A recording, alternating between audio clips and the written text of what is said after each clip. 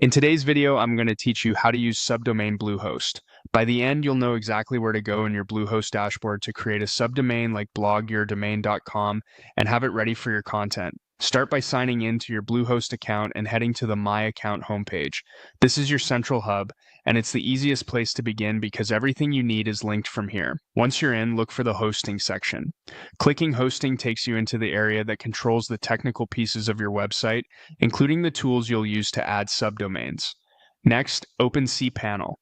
cPanel is Bluehost's control panel, and it's where the domains tool lives.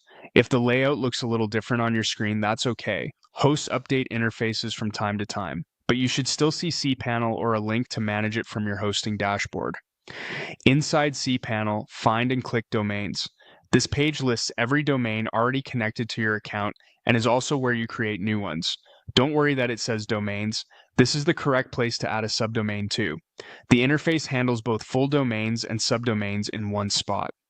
Choose Create a New Domain. This opens a simple form. In the domain field, type the full subdomain you want to use, for example, blogyourdomain.com or stagingyourdomain.com. Make sure you're using a domain that's already on your Bluehost account. The system needs to recognize the primary domain to attach the subdomain to it.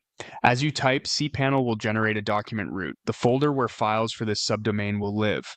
You can keep the suggested path if you're starting fresh, which helps keep your files neatly organized. If you already have a folder you want to use, you can point it there instead.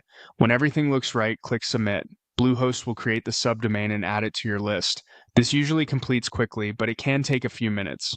Behind the scenes, Bluehost sets up the necessary configuration so the subdomain can serve content from its folder. If your DNS is managed by Bluehost, no extra action is typically required.